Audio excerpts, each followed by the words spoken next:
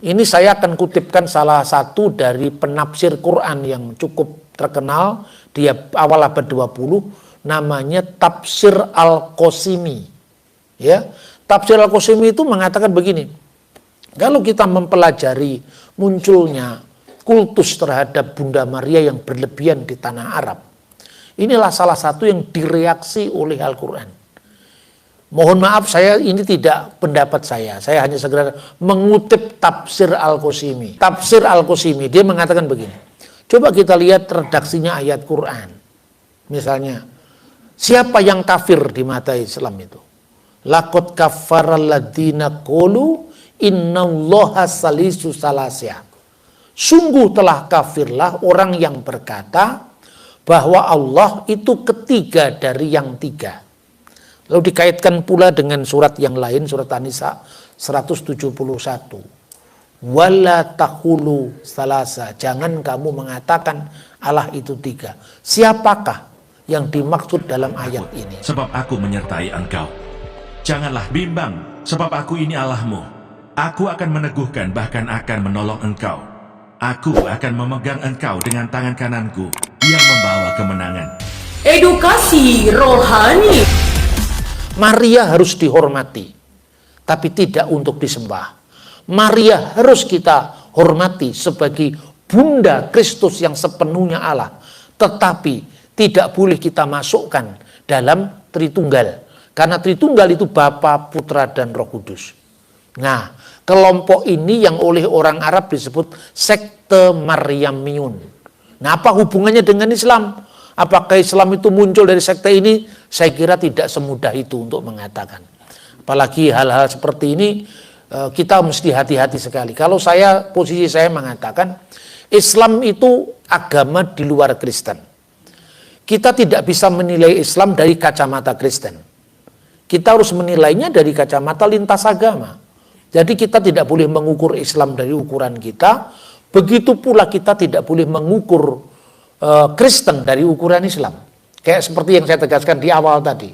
Ya, memang ini saya akan kutipkan salah satu dari penafsir Quran yang cukup terkenal di awal abad 20, namanya Tafsir Al-Qasimi. Ya, Tafsir Al-Qasimi itu mengatakan begini. Kalau kita mempelajari munculnya kultus terhadap Bunda Maria yang berlebihan di tanah Arab, inilah salah satu yang direaksi oleh Al-Quran. Mohon maaf, ini tidak pendapat saya hanya segera mengutip Tafsir Al-Qasimi. Nanti jangan di YouTube kan. Ya, Pak Bambang mengutip ini, wah jangan. Saya kadang-kadang hati-hati sekali kalau begini. Tafsir Al-Qasimi, dia mengatakan begini. Coba kita lihat redaksinya ayat Quran. Misalnya, siapa yang kafir di mata Islam itu? Laqad kafaral ladzina qalu innallaha salisu salasya. Sungguh telah kafirlah orang yang berkata bahwa Allah itu ketiga dari yang tiga. Lalu dikaitkan pula dengan surat yang lain, surat An-Nisa 171. Wala tahulu salasa, jangan kamu mengatakan Allah itu tiga. Siapakah yang dimaksud dalam ayat ini? Lalu Al-Qasimi merujuk pada surat Al-Maidah 116, di mana pada hari kiamat nanti Isa akan ditanya oleh Allah, wahai Isa, a anta khulta linnasit takhiduni wa umiya ilahaini min dunillah.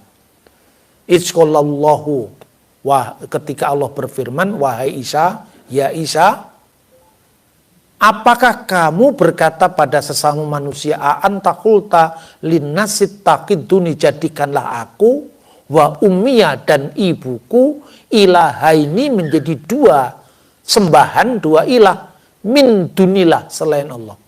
Lalu Isa menjawab, bukan, Maha Suci Allah, dan seterusnya. Kata Al-Qasimi, ayat ini merujuk kepada sekte Maryamiyun. Nah, sekte Maryamiyun itulah yang oleh Santo Epifanius dari Salamis disebut sekte Koliridianisme. Salah satu ekstrim yang memuja Bunda Maria, tidak bisa membedakan antara hiperdulia dengan proseki, penyembahan dengan pemuliaan. Ini yang terjadi. Nah, ini menjadi bahan-bahan dialog yang cukup baik, termasuk oleh Mas Mun'im Siri dalam bukunya Polemik Agama itu disebutkan tentang pentingnya kita melihat Quran itu tafsirnya tidak tunggal. Kekristenan juga kita membaca Alkitab itu tidak bisa diwakili oleh tafsir tunggal. Ini keragaman dalam penafsiran, tentu kita bisa melihat konteks sejarahnya. Dan yang begini jangan jadi bahan perdebatan. Jadi biarlah menjadi bahan yang disimpan dalam hati tadi seperti Bunda Maria, ya, disimpan dalam untuk direnungkan terus menerus, bukan untuk tidak dipercayai.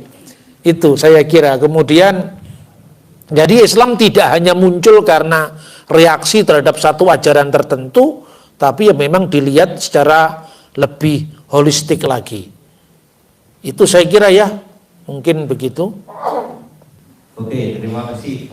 Ya, kita melihat tadi beberapa hal yang bisa diingat dan disimpan. Itu misalnya gagasan mengenai trinitas yang secara tradisional memang kita membedakan atau bisa dimengerti ada penjelasan ontologis maupun ekonomis. Ya, salah satu teolog kontemporer misalnya yang membuat penjelasan itu Rahner, lalu membuat penjelasan bahwa trinitas yang ontologis sama dengan trinitas yang ekonomis, lalu disertai mereka penjelasan rumit tentu saja dari Rahner. Lalu juga tadi kita berhadapan dengan adanya pluralitas teks, termasuk pergeseran-pergeseran makna manakala suatu teks terpaksa, itu tadi vokab yang digunakan beberapa kali, memang harus diterjemahkan menjadi teks dalam bahasa yang lain. Saya kira bagi kami yang orang-orang Jawa, timbangannya mungkin juga banyak, lalu pergi ke Tatar Sunda, akan sangat mengalami perbedaan yang seperti itu. Kita di Jawa mengatakan, Bapak kemana? Bapak sare. Nah, itu yang paling halus bagi kami orang Jawa. Tapi ketika sampai di sini, Bapak sare. Kok sare? Kasar. Uleng, gitu, karena sare kasar, gitu ya. Kalau PS, tapi itu yang kita alami. Bayangkan kalau itu hanya bergeser dari Jawa ke Sunda yang sebelahan saja sebegitu, ya, atau kalau antri di toilet, atos enggak lagi jari. Atos. Tapi ini candaan-candaan yang kita alami, dan bayangkan itu hanya dua kultur yang sebelahan. Sementara dari bahasa Aramaik, Ibrani, lalu aneka macam tradisi, lalu geser ke Septuaginta. Bahasa Latin pun ada beberapa versi yang dipakai. Misalnya saya menghafalkan Mazmur 51 yang versi lama. Ternyata di buku Brevier yang baru bahasa Latin Mazmur 51-nya sudah beda bunyi. Lalu saya kok beda. Sudah terlanjur hafal. Sudah yang sudah beda bunyi yang lama. Itu yang kita alami. Lalu berhadapan dengan itu memang kita menghargai kekayaan teks sekaligus menghargai kekayaan perbedaan tafsir yang mestinya dijernihkan oke, tapi tidak kemudian menjadi bahan kontroversi. Saya kira itu beberapa pokok kalau kita rumuskan secara umum, gitu ya. Baik, kita buka lagi termin berikutnya. Seperti lagi tadi 3 orang, saya bingung lagi. Saya tidak bingung. Wah, ini dia. Sekarang agak depan, ini dulu deh, sekarang kiri dulu. Kiri yang depan, Bapak yang ini memakai jaket jeans, lalu tengah yang sudah berdiri, saya takut kalau berdatangi. Lalu sekarang yang sebelah saja ibu-ibu yang kuning. Iya, maka Bapak jaket jeans, Bapak yang tadi berdiri, Ibu yang berjaket kuning. Maka.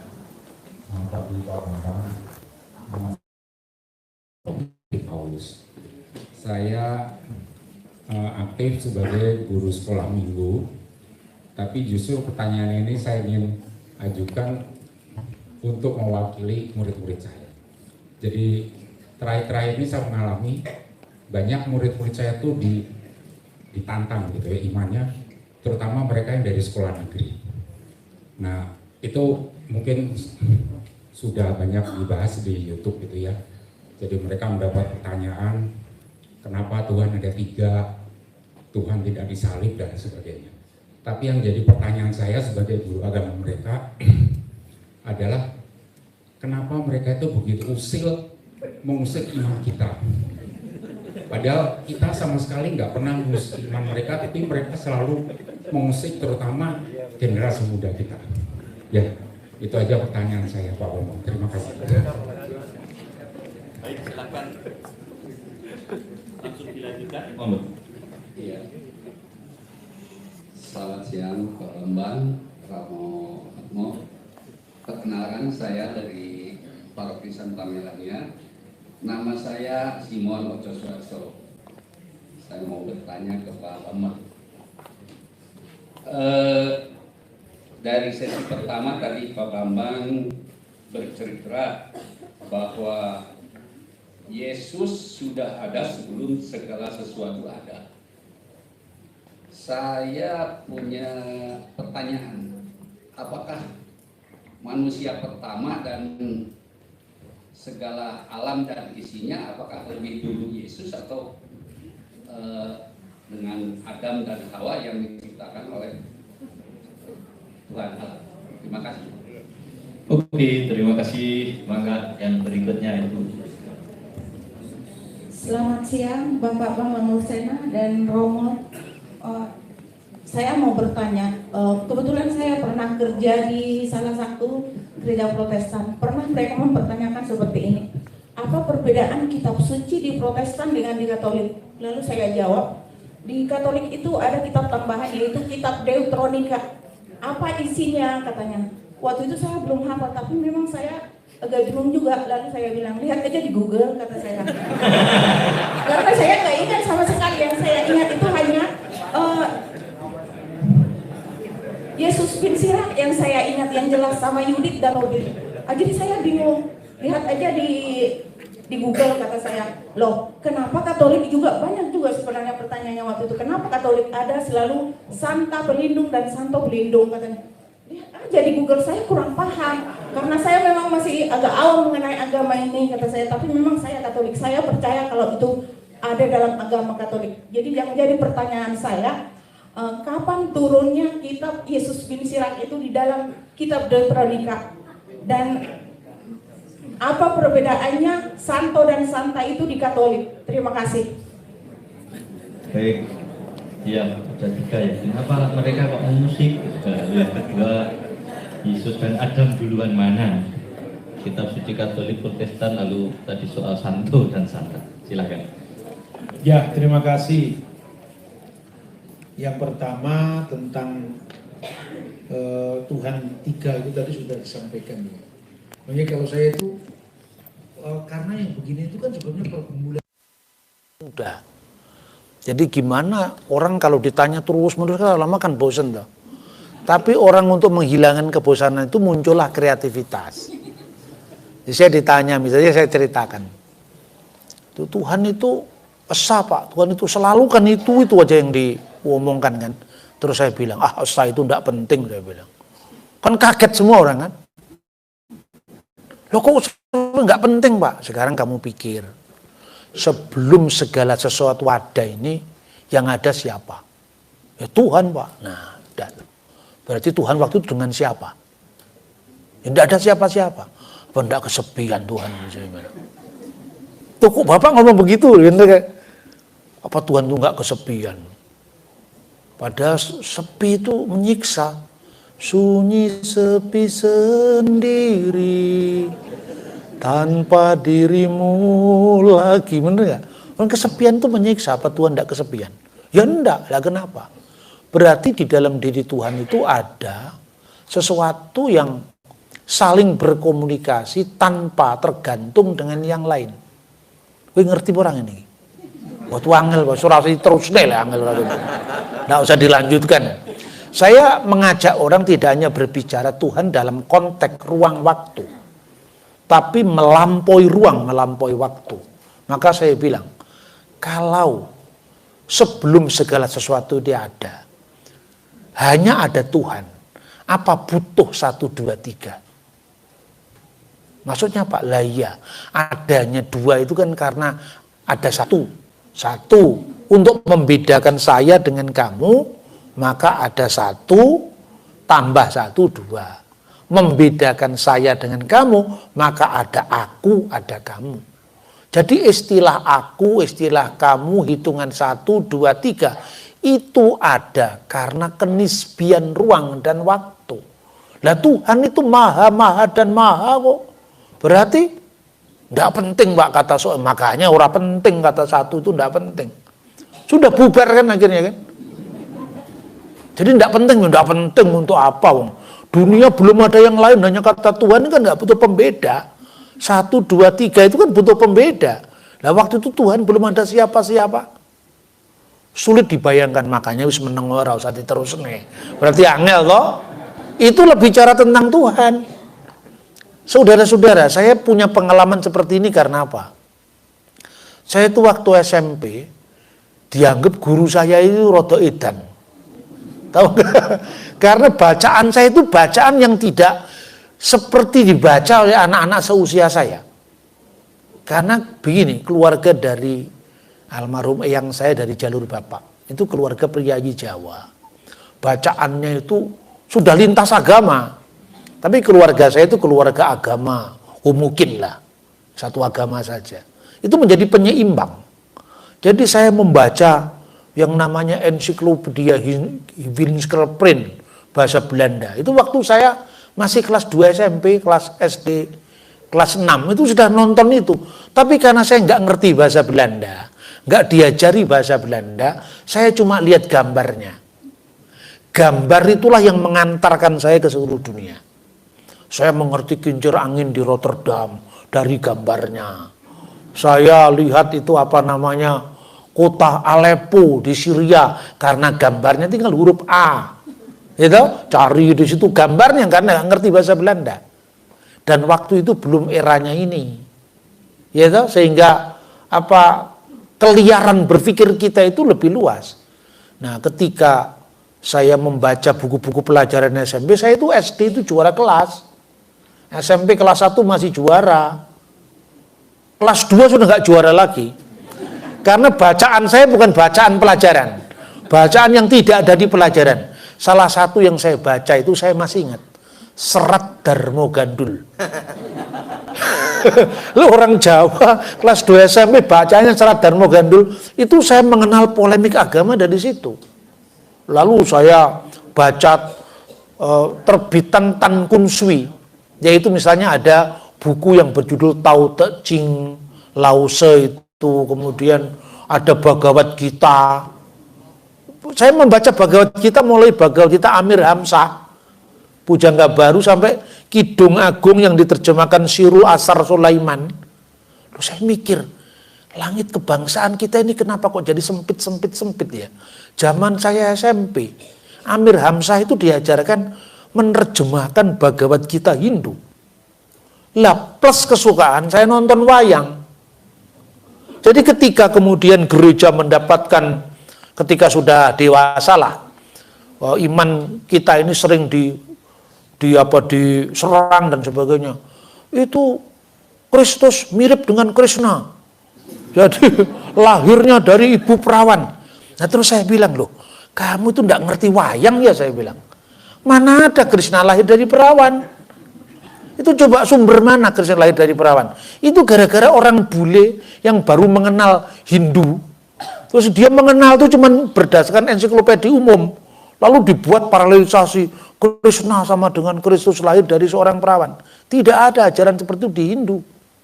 Ada lagi Dewa Mitra sama dengan 25 Desember sama dengan Kristus. Dewa Mitra lahirnya dari sebongkah batu. Saya belajar mitologi itu lewat saya waktu masih SMP SMA itu. Terus saya melihat Krishna, apalagi saya suka dalang kan. Jadi ketika saya membaca buku itu buku yang diterjemahkan dalam bahasa Indonesia itu pokoknya Kristen itu jiplakan dari agama-agama pagan itu kira-kira. Terus saya bilang, coba kamu cari literatur mana yang mengatakan Krishna lahir dari perawan. Tak bayar 1 juta. Kan orang kaget kan? Ini komunikasi yang menghentak sebetulnya. Karena itu kan orang sok tahu itu, kemudian ditunjukkan, kamu itu tidak tahu apa-apa. Kan malu akhirnya. Tapi saya tidak ingin mempermalukan orang lain. Saya cuma mengatakan, mari kita sumber primernya kita baca. Krishna itu bapaknya namanya Basudewa. Orang India menyebut Basudev. Ibunya namanya Dewaki. Nah, pada saat dia terancam oleh Kangsa, bahasa Jawanya itu Kongso, makanya ada lakon Kongso adu jago itu kemudian saudara-saudara Krishna jumlahnya 6 orang itu dibunuh semua. Ya, setelah dibunuh maka lahirlah kakaknya yang namanya Balaram. Balaram itu Baladev, bahasa Jawanya Bolodewo. Gitu. Maka rahimnya si Dewaki ini dipindahkan kepada rahimnya Rohini. Akhirnya lahirlah Balaram. Terakhir lahirlah Krishna yang kulitnya hitam itu. Krishna matinya disalib, enggak salah juga. Krishna itu matinya itu dipanah kakinya. Itu cocok, enggak cocok semuanya. Terus saya sampaikan untuk menghadapi orang-orang kayak gini bagaimana. Saya bilang, kamu pernah tahu wayang enggak? Enggak pernah Pak, dong saya ndalang aja bisa. Ya toh? Kalau Krishna itu lagunya bahasa Jawa. Maling putri konangan Raden Permati kolo kulo taksih alit. Begitu saya nembang ini, Bapak ngerti wayang? Orang guru ngerti, so ndalang saya. Tapi kemudian saya tunjukkan, kamu lihat itu di India. Pemujaan terhadap Krishna itu beda dengan Krishna di Jawa. Hare Krishna, Krishna Krishna, Hare Hare, Hare Rama, Rama Rama, Hare Hare. Itu sampai anak-anak saya kasih tahu sama saya, Bah, anak saya kan ada di Melbourne. Saya mau makan di mana kamu? Saya makan di Hare Krishna, murah, cuman $8 bisa nambah lagi katanya. Itu menunya apa? Itu menu kesukaannya Krishna. Krishna dalam cerita India itu saya rangkai mulai penghayatan tentang Krishna, wayang Krishna, Krishna di Thailand saya baca. Akhirnya orang nanya tentang Yesus lahir dari perawan seperti Krishna, tidak ngomong lagi. Itu caranya untuk menuntaskan pekerjaan dalam waktu yang sesingkat-singkatnya. Jadi orang kita buat minder duluan sebelum dia nanya. Sebab orang sombong begini nih terus menerus terbit, beredar terus menerus. Jengkel juga saya. Suwi-suwi kan juga kesel aku ditakoni. Termasuk tentang Tritunggal. Tuhan kok 3 dan sebagainya. Terus saya bilang, 1 tambah 1 tambah 1 kok 3. Yang nyuruh nambahkan siapa? Coba kamu kalikan. 1 kali 1 kali 2, ya tetap 1 saya bilang. Terus kemudian yang kamu tambahkan tuh yang terhingga. Kalau terhingga ya melahirkan keterhinggaan yang baru. Coba tak terhingga, sekalipun kamu tambahlah tak terhingga, tambahlah tetap tak terhingga. Lah Tuhan itu wilayah terhingga atau tak terhingga? Tak terhingga ya jelas, metodologinya kamu keliru.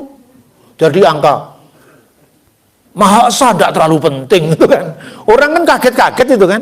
Jadi itu counter isu sebetulnya. Yang saya lakukan ini bukan saya mau egoisme agama kita paling enggak, saya tidak mengatakan itu. Tapi artinya apa? Kalau rajutan Bhinneka Tunggal Ika itu kita pertahankan dengan segala macam kekayaannya, maka siapapun sejahtera. Kata Bung Karno, sentosaka engkau dengan pilihanmu masing-masing. Itu di gereja dia ngomong begitu. Nah itu loh saudara-saudara. Soal kemudian kita percaya kamu memilih Kristus, memilih Buddhisme, itu anugerah. Katanya kalau orang Sen itu Roh Kudus, rahmat, kasih karunia dari Roh Kudus. Katanya orang Islam itu hidayah. Tapi tidak usahlah kamu terlalu kemudian mengintervensi orang lain. Kadang-kadang orang, kapan Pak Bambang dapat hidayah? Terus saya jawab, hidayah itu istrinya orang. Kalau saya ganggu dia kan juga gak enak itu. Bener nggak? Hal-hal yang sifatnya terlalu serius itu jangan terlalu kemudian kita sama-sama ekstrimnya. Terus tentang Yesus nggak disalib, gitu. Saya ini setiap kali ke Israel, kan tidak semua pesertanya itu akrab dengan jalan salib kan. Ada yang ortodok, tapi kebanyakan Protestan. Saya pakai jalan salib model Fransiskan itu, tapi kemudian saya kembangkan berdasarkan fakta-fakta sejarah penyaliban Yesus. Ini karena Romo Didik menjadi uskup Surabaya, saya mau menghadap lagi, minta supaya ditandatangani. Supaya nanti jadi jalan salib penghayatan lokalitas kita. Kan menarik gitu. Jadi misalnya, saya mengutip sumber dari Talmud, ya, dia telah digantungkan pada erep Pesah, pada menjelang Paskah. Itu kata mereka, sebab katanya bukanlah faktanya.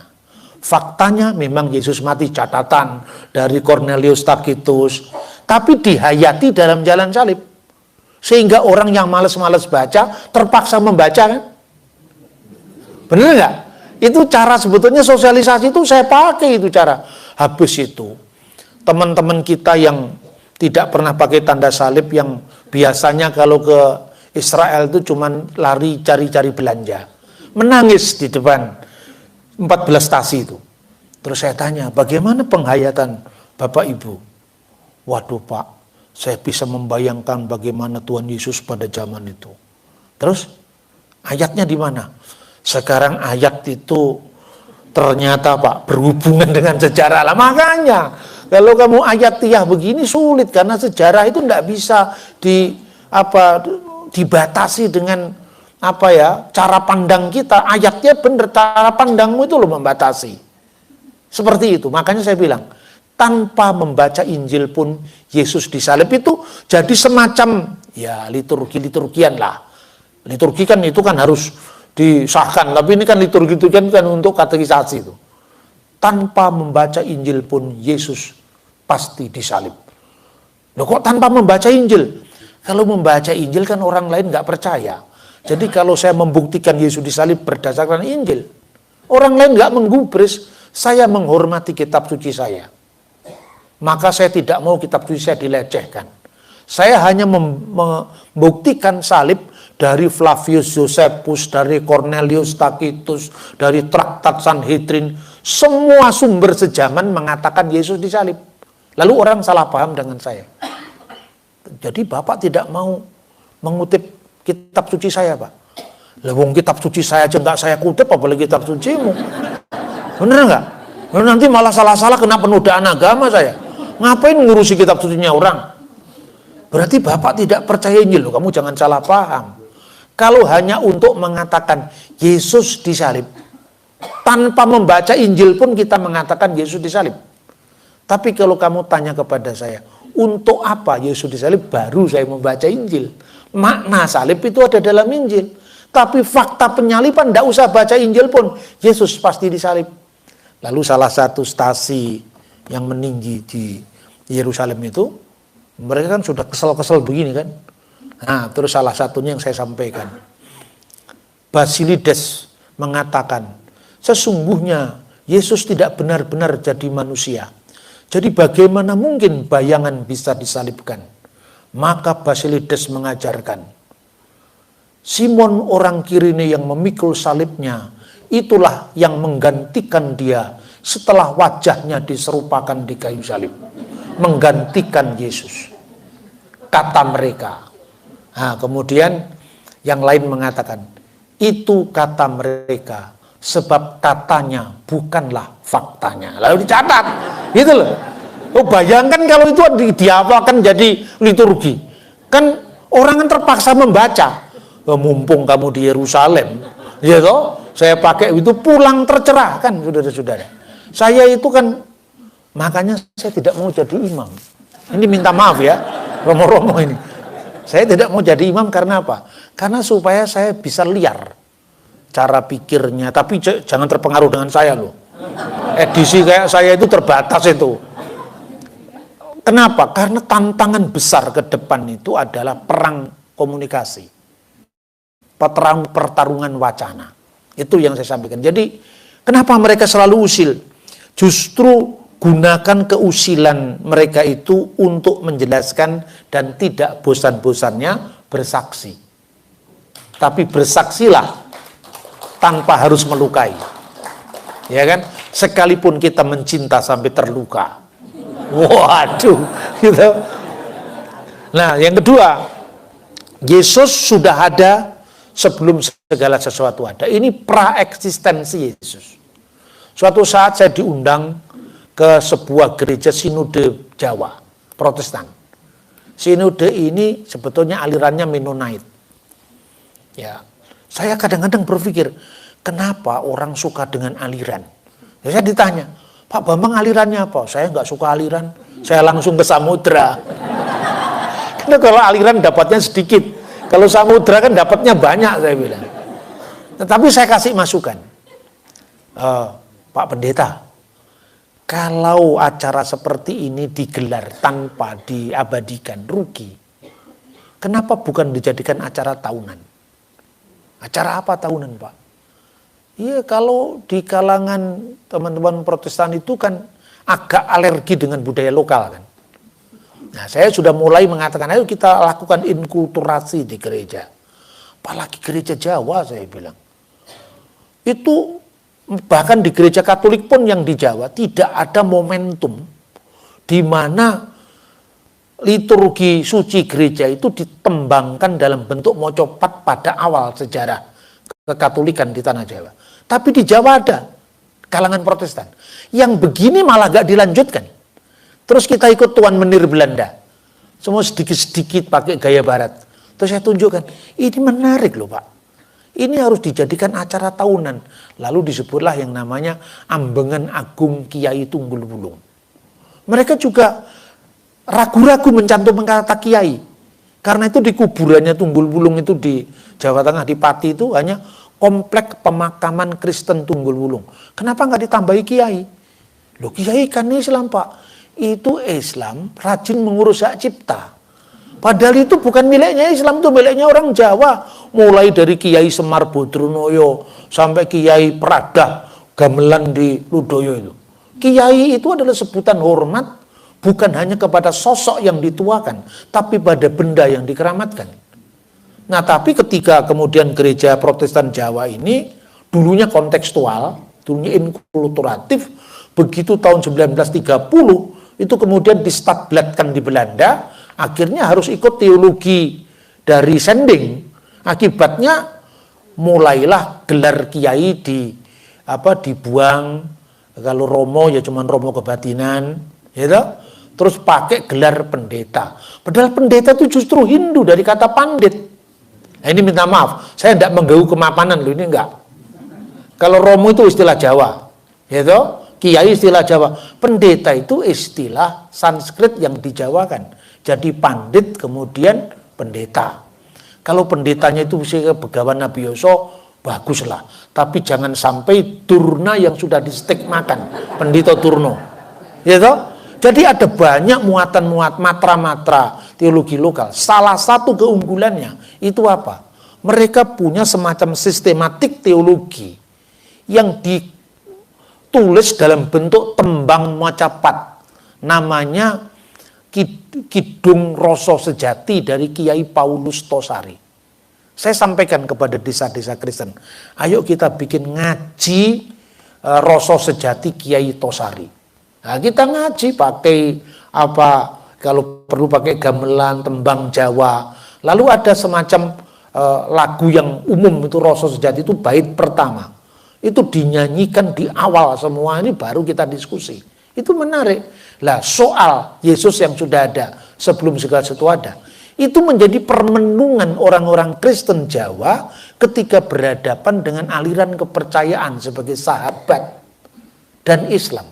Jadi salah satunya itu gini, Kiai Tunggul Wulung itu dulu nama mudanya adalah ketika menjadi Demang itu namanya Demang Atmodirjo. Nah, kemudian dia itu terlibat dalam pemberontakan Pangeran Diponegoro. Makanya dia hilang, kemudian menyamar jadi kiai yang namanya Kiai Abdullah. Saat dia kemudian mau kembali ke Gunung Klut, di mana dulu dia berkarya sebagai seorang guru ilmu Jawa, dia bertemu dengan seorang petapa perempuan namanya Indang Sampurnawati. Anda tidak berhak menaiki gunung ini, Tuan. Itu hak saya. Karena ini wilayah saya. Tapi Anda bisa naik ke gunung ini kalau Anda bisa mengartikan ilmu saya. Apakah itu katanya? Kira-kira dua-duanya itu terlibat dalam bukan perdebatan, teka-teki filsafat itu ya. Ratu adil rawuh mertamu, tamu mbagekake sing ditamuni sebiting tanpa sangu. Ratu adil datang bertamu, tapi anehnya tamu tadi yang menyilakan tuan rumah. Dia tidak dikenal sebagai tuan rumah yang sesungguhnya karena dia datang dalam kemiskinannya. Siapa? Sebelum pertanyaanmu saya jawab dulu pertanyaan saya. Woh kemiri tiba saiki nanging iso dipanen dek wingi. Buah kemiri jatuhnya hari ini, tapi bisa dipanen kemarin. Siapa? Dua-duanya menjawab Yesus. Lah kok bisa? Yesus itulah Raja Penyelamat. Dia datang bertamu, dia datang pada milik kepunyaannya. Namun milik kepunyaannya tidak mengenal dia karena dia datang tidak sebagai kemuliaan seorang raja. Dia datang sebagai hamba. Maka sebiting tanpa sangu. Itulah Yesus. Yang satunya, buah kemiri jatuhnya hari ini tapi bisa dipanen kemarin. Itulah Yesus sebagai logos. Dan itu menjadi permenungan dari bapak-bapak gereja zaman patristik. Misalnya logos spermatikos, benih sabda ilahi. Setiap orang mengetahui bahwa Yesus itu adalah firman, logos yang ilahi. Yang ada sebelum segala sesuatu, karena oleh logos ini Allah menciptakan segala sesuatu. Jadi setiap orang yang menghidupi dirinya dengan logos ilahi, sekalipun dia tanpa mengenalnya, dia disebut Kristen sekalipun dia ateis. Ateis dalam konteks waktu itu apa? Yang tidak menyembah dewa-dewa Yunani. Jadi artinya apa? Yesus tidak hanya dikenal dalam wujud inkarnasinya sebagai manusia, tapi dia dikenal dalam wujud kosmiknya yang memenuhi segala sesuatu. Itulah konsep logos yang kemudian oleh Justin Martir, Clement dari Alexandria, kemudian dipadu sedemikian rupa bahwa puncak daripada pencarian agama-agama apapun itu adalah matahari hikmat Kristus. Itulah yang pernah disampaikan oleh Paulus keempat. Hantarkanlah kami dari gelap kepada terang, dari simbol kepada hakikat, dari bayangan kepada kenyataan. Jadi kekristenan itu bukan musuh agama-agama lain. Kekristenan bukan musuh konsep agama yang berbeda, tapi kekristenan adalah puncak permenungan, jawaban seperti agama-agama dan pencarian manusia itu seperti fajar-fajar kebenaran yang menunggu matahari bersinar penuh. Dan matahari itu adalah hikmat Kristus yang menjawab, melengkapi segala sesuatu. Nah, kalau pendekatan kita seperti ini, agama lain bukan musuh, tapi sebagai teman sepeziarah yang mencapai puncak permenungannya pada Kristus. Jadi Adam dan Hawa diciptakan oleh Kristus. Kristus sebagai firman, bukan Kristus dalam keadaannya wujud inkarnasi sebagai manusia. Kristus sebagai firman itu yang menciptakan Adam, Hawa, bahkan segala sesuatu yang ada, yang kumelip di jagat raya ini. Nah, itu masih ada lagi satu tadi ya. Kitab suci Katolik dan Protestan. Nah, ini juga hal yang sifatnya sering dijadikan olok-olok ya. Wah, sampai dulu sampai sekarang kitab sucinya tidak sama. Terus saya cuma baca, kamu baca Geneva Bible-nya Luther. Ada enggak kitab Deuterokanonika di sana? Ada lah ya. Terus jadi kamu katakan menambah mengurangi itu mesti hati-hati diucapkan. Pertanyaannya, apa pentingnya Deuterokanonika dalam sejarah, bukan hanya sejarah Kristen, sejarah Yahudi?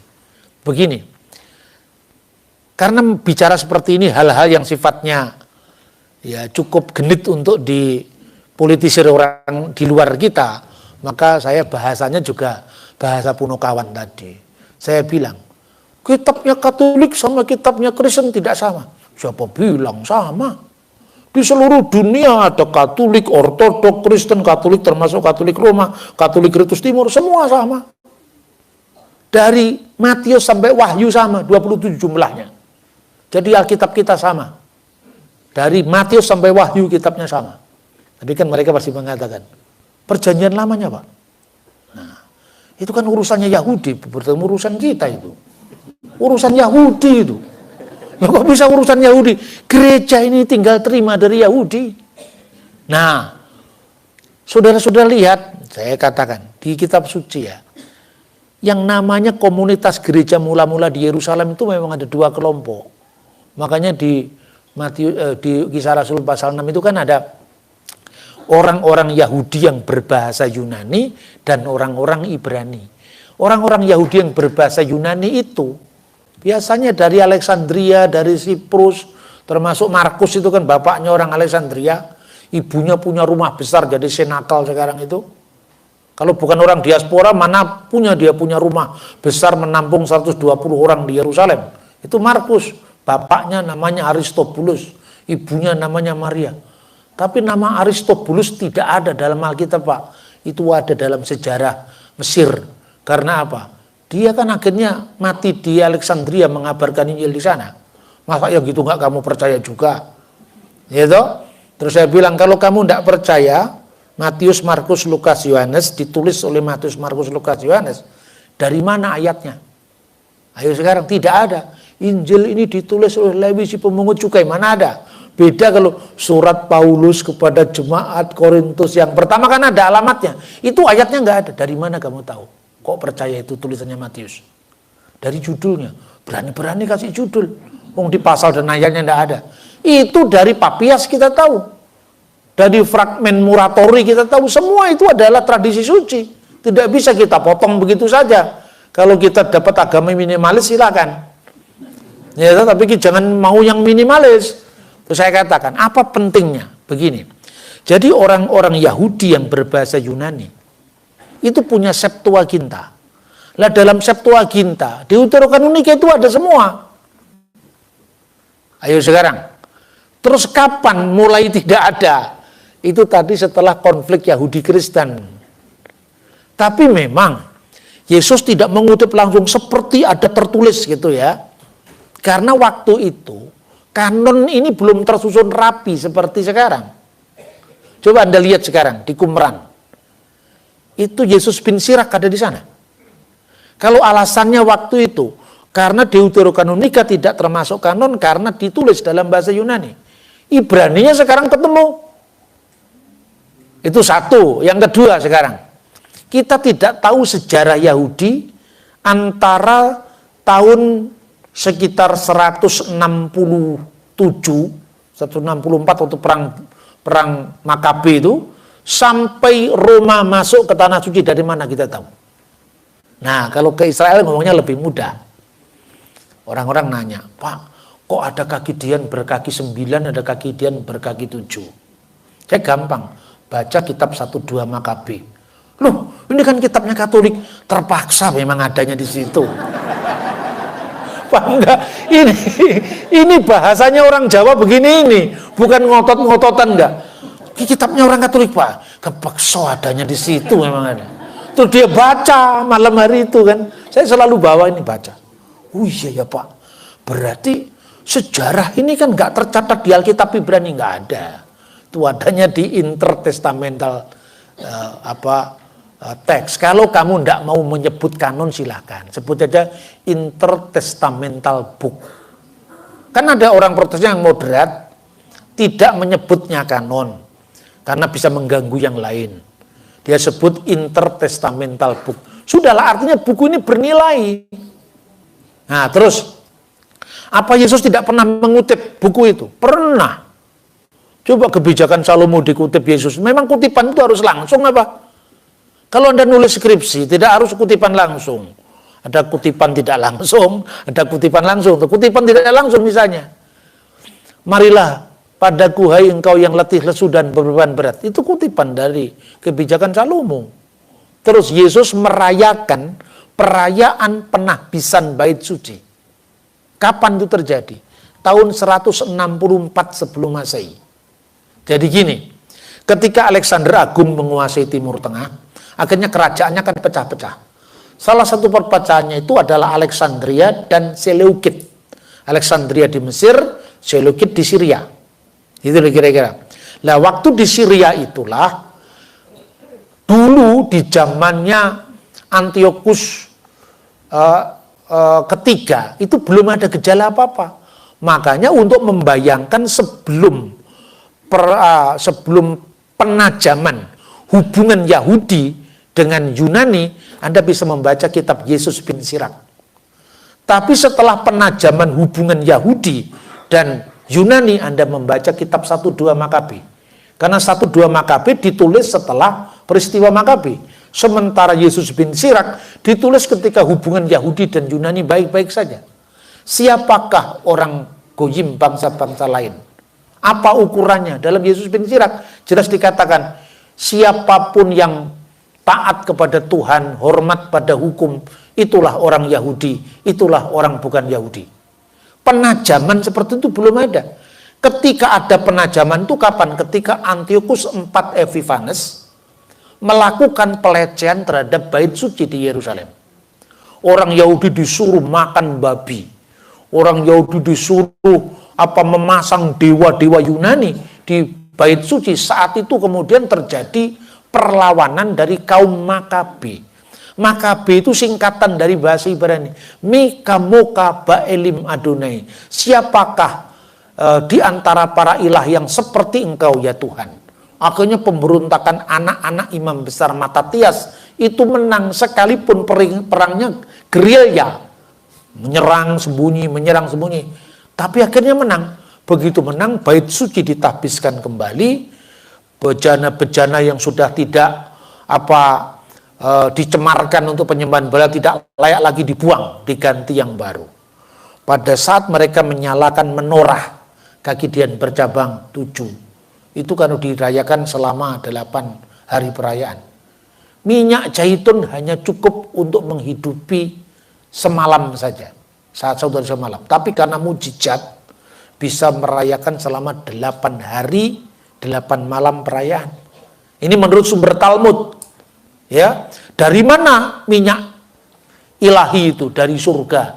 Makanya di tengah ada yang paling tinggi, samping kanan, samping kiri 4 itu yang namanya Hanukia. Kalau menurut 1-2 Makabe itu beda lagi versinya, tapi intinya sama. Intinya bahwa pada saat mereka merayakan perayaan Pondok Daun, ketika mereka masih berada di dalam penjajahan, dalam penawanan, mereka baru merayakan ketika mereka dapat membebaskan diri dari tentara Antiochus IV Epiphanes. Maka sejak saat itu ada yang namanya Hanukia. Yesus merayakan itu di Matius pasal 10 ayat 22. Jadi Yesus juga merayakan Hanukia. Kamu tanya ayatnya lagi. Di mana ayat kitab Taurat yang lilin bercabang 9? Nggak ada, memang adanya di Deuterokanonika itu. Nah, sejarah loh. Makanya masa antara ketika Makabe ini mulai dari Yudas Makabe, Yonatan Makabe, Simon Makabe, sampai nantinya Israel jadi negara, Yahudi jadi negara merdeka, jatuh lagi ke tangan Roma. Zaman Pompei menguasai Timur Tengah, lalu penempatan Herodes Agung sebagai raja Yahudi, sampai zamannya Yesus. Ini sejarah yang tidak bisa diputus, ini bersambung. Nah, saya kira, oke, kalau Anda tidak mau menyebut ini sebut sebagai kanon, sebutlah devotional book, intertestamental book. Yang jelas buku ini berharga, tidak sama dengan yang namanya Injil Barnabas, Injil Filipus, tidak sama. Kalau itu memang Filipus yang lain, bukan Filipus Rasul kan itu kan. Nah itu. Apa pentingnya terakhir pertanyaan tadi tentang Yudaisme dengan keragaman alirannya ini penting sekali karena apa? Logos dalam konsep Injil Yohanes itu terbukti jauh lebih monoteis ketimbang logosnya Philo. Lah kenapa sekarang? Injil Yohanes kalau Anda bacalah Santo Agustinus. Beliau mengatakan apa? Saya sudah membaca semua aliran filsafat. Satu yang tidak pernah kujumpai di sana. Firman menjadi daging, logos menjadi daging. Ya kan? Berarti alam pikiran Yunani itu Anda baca mulai dari Plato, mendamaikan antara Heraklitus Pantarai sama filsafatnya Epimenides, segala sesuatu mengalir, yang segala sesuatu berubah, satu yang tidak berubah adalah perubahan itu sendiri.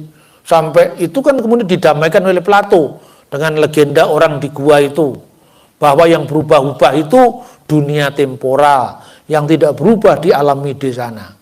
Itu kemudian diterjemahkan zamannya Helenisme, bahwa logos itu sebagai intermediary being yang bukan Allah, bukan manusia, bukan kosmos, bukan theos, bukan kosmos.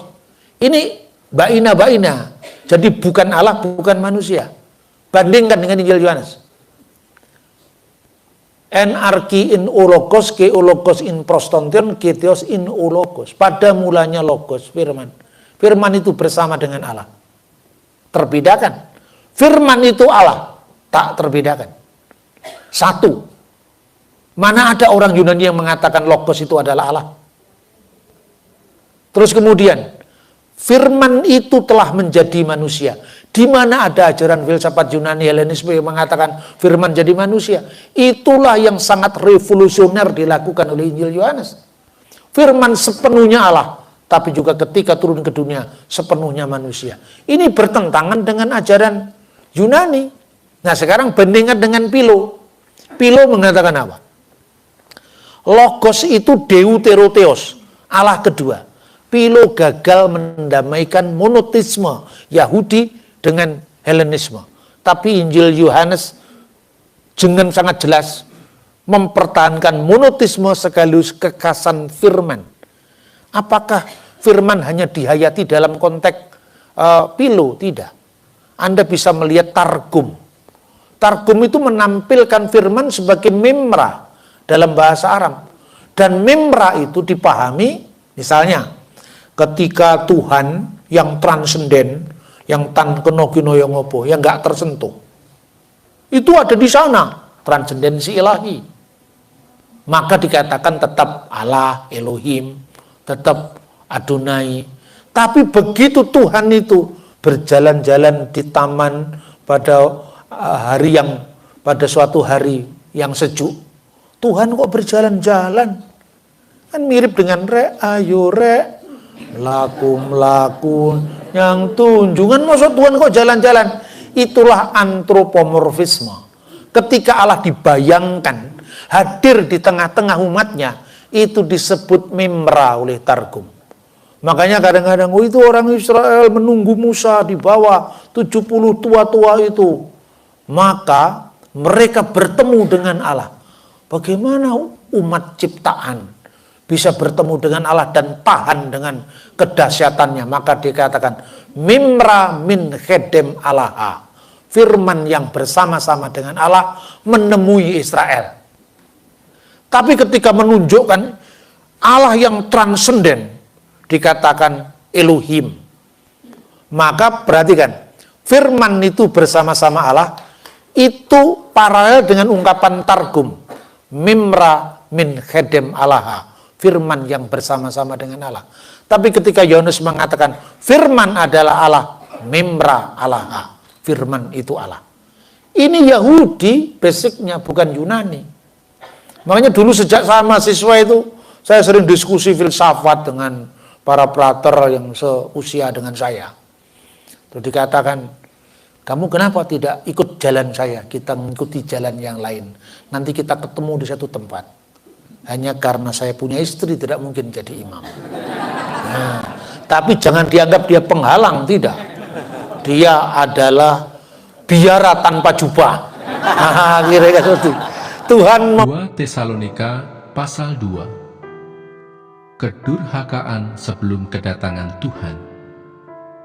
Tentang kedatangan Tuhan kita, Yesus Kristus, dan terhimpunnya kita dengan Dia, kami minta kepadamu, saudara-saudara, supaya kamu jangan lekas bingung dan gelisah, baik oleh ilham roh, maupun oleh pemberitaan atau surat yang dikatakan dari kami, seolah-olah hari Tuhan telah tiba. Janganlah kamu memberi dirimu disesatkan orang dengan cara yang bagaimanapun juga, sebab sebelum hari itu, haruslah datang dahulu murtad, dan haruslah dinyatakan dahulu manusia durhaka yang harus binasa, yaitu lawan yang meninggikan diri di atas segala yang disebut atau yang disembah sebagai Allah. Bahkan ia duduk di bait Allah dan mau menyatakan diri sebagai Allah. Tidakkah kamu ingat bahwa hal itu telah kerap kali kukatakan kepadamu ketika aku masih bersama-sama dengan kamu?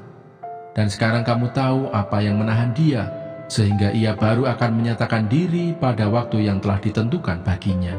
Karena secara rahasia, kedurhakaan telah mulai bekerja, tetapi sekarang masih ada yang menahan.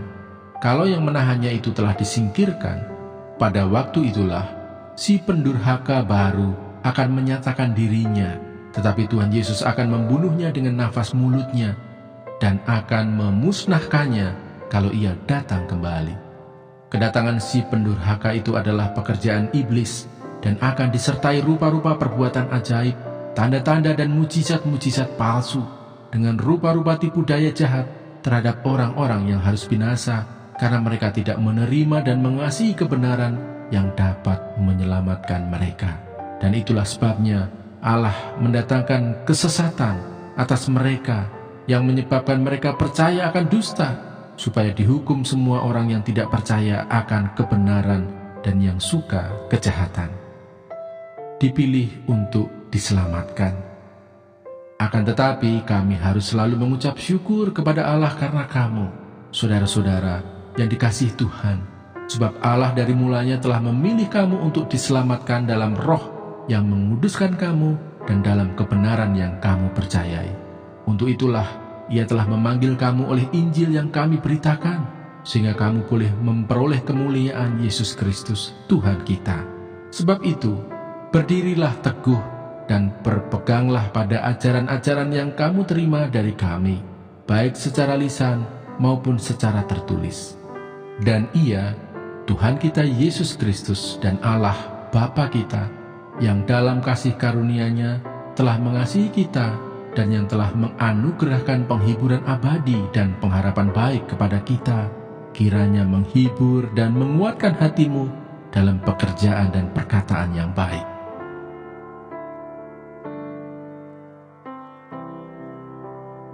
Dua Tesalonika pasal 3. Berdoa dan bekerja.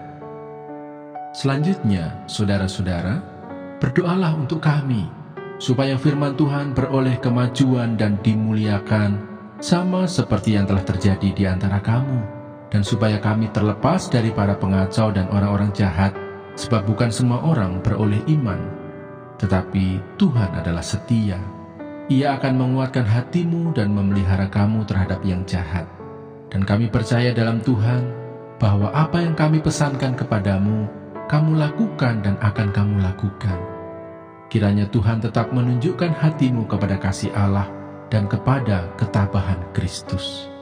Tetapi kami berpesan kepadamu, saudara-saudara, dalam nama Tuhan Yesus Kristus, supaya kamu menjauhkan diri dari setiap saudara yang tidak melakukan pekerjaannya dan yang tidak menurut ajaran yang telah kamu terima dari kami.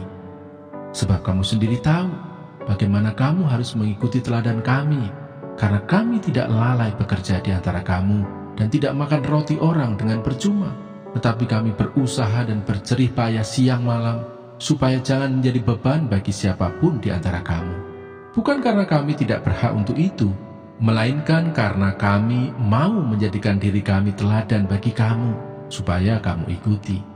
Sebab juga waktu kami berada di antara kamu, kami memberi peringatan ini kepada kamu: jika seorang tidak mau bekerja, janganlah ia makan. Kami katakan ini karena kami dengar bahwa ada orang yang tidak tertib hidupnya dan tidak bekerja, melainkan sibuk dengan hal-hal yang tidak berguna. Orang-orang yang demikian kami peringati dan nasihati dalam Tuhan Yesus Kristus, supaya mereka tetap tenang melakukan pekerjaannya, dan dengan demikian makan makanannya sendiri. Dan kamu, saudara-saudara, janganlah jemu-jemu berbuat apa yang baik. Jika ada orang yang tidak mau mendengarkan apa yang kami katakan dalam surat ini, tandailah dia dan jangan bergaul dengan dia, supaya ia menjadi malu. Tetapi janganlah anggap dia sebagai musuh, tetapi tegurlah dia sebagai seorang saudara. Salam Dan Ia, Tuhan damai sejahtera, kiranya mengaruniakan damai sejahteranya terus-menerus dalam segala hal kepada kamu. Tuhan menyertai kamu sekalian. Salam daripadaku, Paulus. Salam ini kutulis dengan tanganku sendiri. Inilah tanda dalam setiap surat. Beginilah tulisanku. Kasih karunia Yesus Kristus Tuhan kita menyertai kamu sekalian. Janganlah takut, sebab aku menyertai engkau. Janganlah bimbang, sebab aku ini Allahmu. Aku akan meneguhkan, bahkan akan menolong engkau. Aku akan memegang engkau dengan tangan kananku yang membawa kemenangan. Edukasi rohani.